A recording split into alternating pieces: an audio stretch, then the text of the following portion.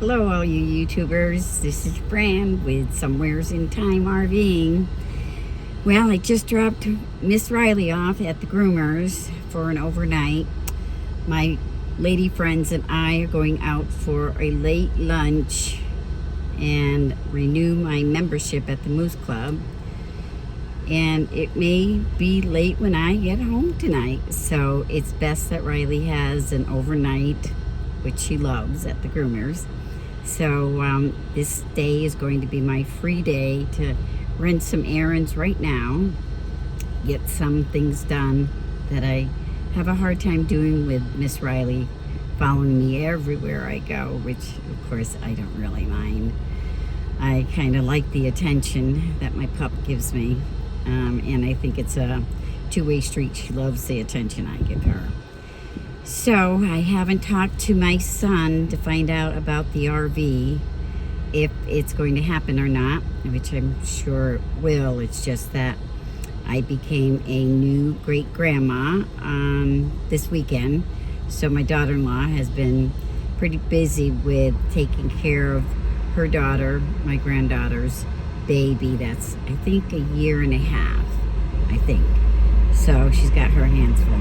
So I'm sure we'll know more come this weekend. And my son was out of town with work-related business.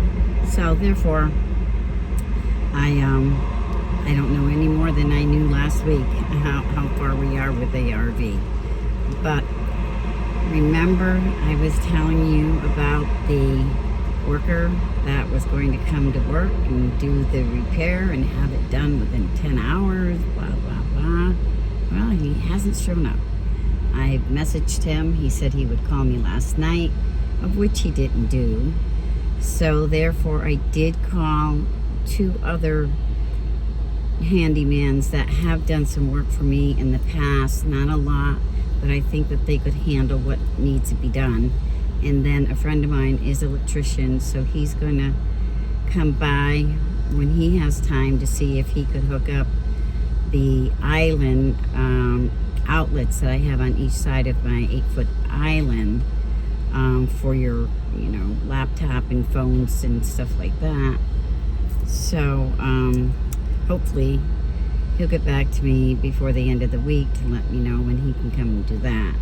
And the other thing is that as soon as I can get somebody out to finish that bathroom and to start the guest bathroom, then I'll feel really relieved. If I should leave before my home is sold, I have very high confidence that the woman that I have given my business to will do an awesome job and sell it for me, and hopefully get good neighbors in there for my two neighbors on each side of me. So anyways, things are good. And I just, what else did I not much happening other than feeling okay.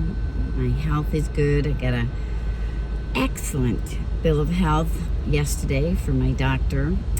I went for all my blood work and all the tests and everything. They said you are in excellent condition. Everything's looking great. My kidneys, my livers, everything's functioning perfect.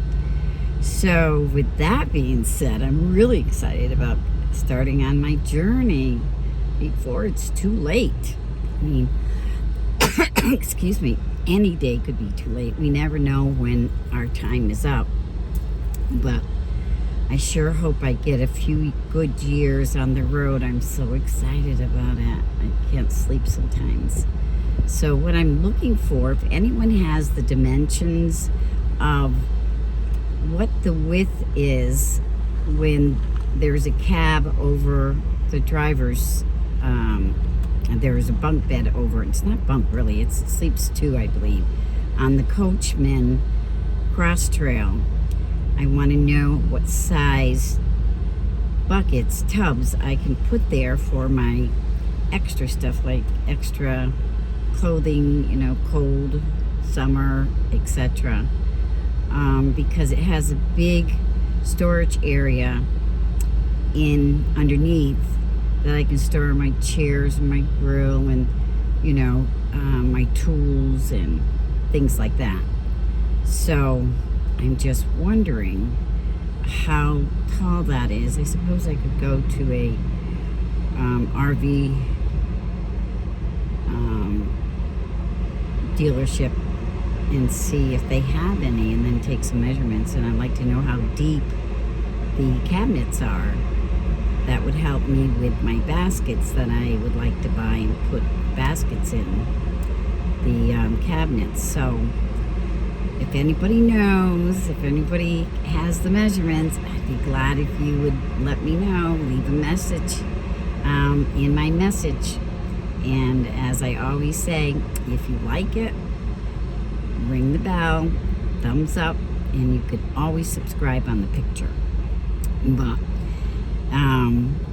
yeah, so if I knew those things, I could start packing my baskets and getting my utensils and all those things prepared for when the RV arrives.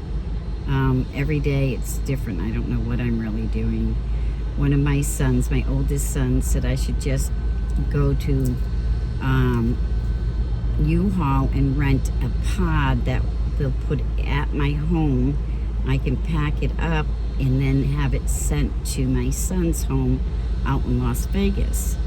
And that would be a lot easier than my son and his wife, which I love dearly, Ava, would have to drive it up to or over to Fort Myers from Las Vegas, and that is a long journey.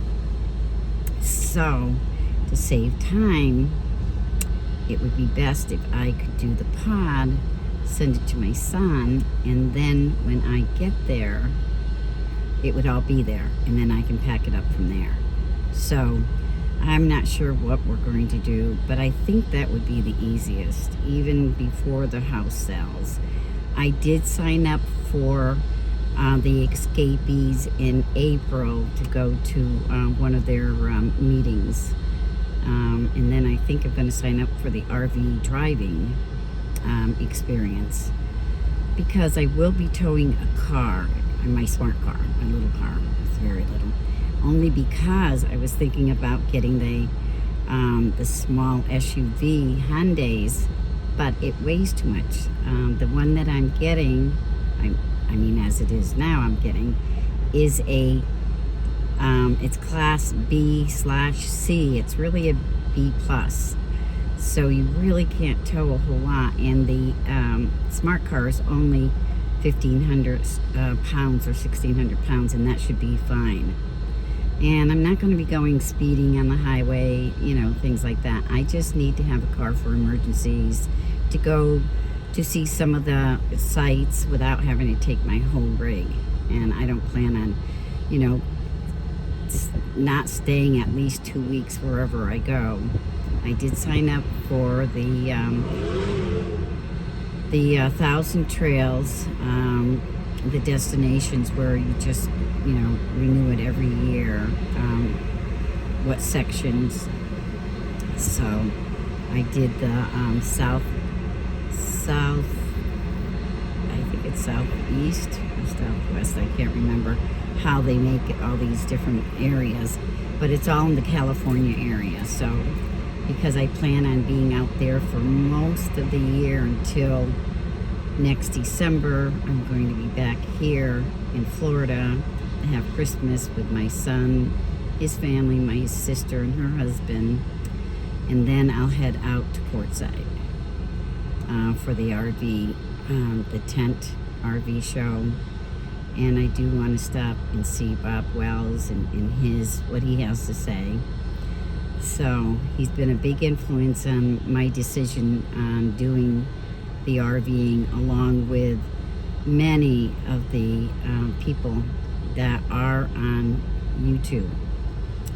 They have convinced me that it is safe, which I had no doubt in my mind, and that it's just what I should be doing. I mean, I'm 78 and my kids don't want me to do it. They're afraid I'll get hurt. Well, I get hurt living where I'm living in Southwest Florida. There's a lot of crazy drivers here.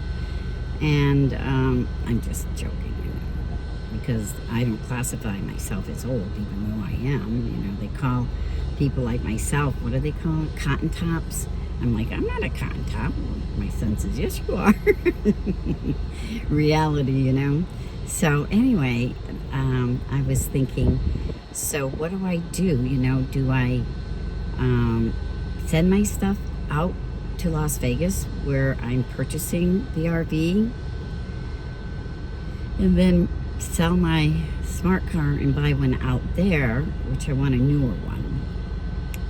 Mine's a 15 and I love it, and I want a gas, so they stopped making them after 2017, so I would probably buy a 2017, you know, one like mine that has the 4.2, it's got the hatchback, it's got the sunroof. It doesn't open, it just gives you sunlight. kind of a cheater, right? And those sort of things, and I've seen them here pretty cheap, so inexpensive. So I'll probably just do that. I think that's the better way to go all the way around and save time. And then I'll just fly my dog and I don't know what I'll do. I feel really bad because she would go ballistic. So I guess we can get a sedative for her, and it would have to be a direct flight. So I'd have to fly out of Tampa because there are no direct flights out of Fort Myers to Las Vegas. So I guess what I would do is then put her on the flight, unless I buy her a seat, but then she might throw up. No, I think I'll just have to put her, she's an expensive dog. They don't steal them, right? I don't know. That's something I have to think about. And if you have any suggestions what I should do, whether I should fly out or drive my car out, my little car, that's a long ways. And she does kind of get motion sickness. She drools a lot, and I think that would be much too large of a journey to go in a small little car that you hear and feel every bump. So leave me a comment in the comment section and let me know what you think I should do, because that would really help me make my decision if anyone's had to do things like this with their dog. That's my biggest dilemma. Do I fly out and put her in a crate and ship her that way, or do I drive out and hope she doesn't get sick in the car, because it's a long drive? And then of course I'd have to stop and stay in hotels. I think it would be better all the way around for me to fly. So yeah, leave me a comment, let me know what you think, and I do read them. So again, if you like it. If you ring the bell, you'll be notified, and of course you can always subscribe. Thank you so much, and have a wonderful and blessed day.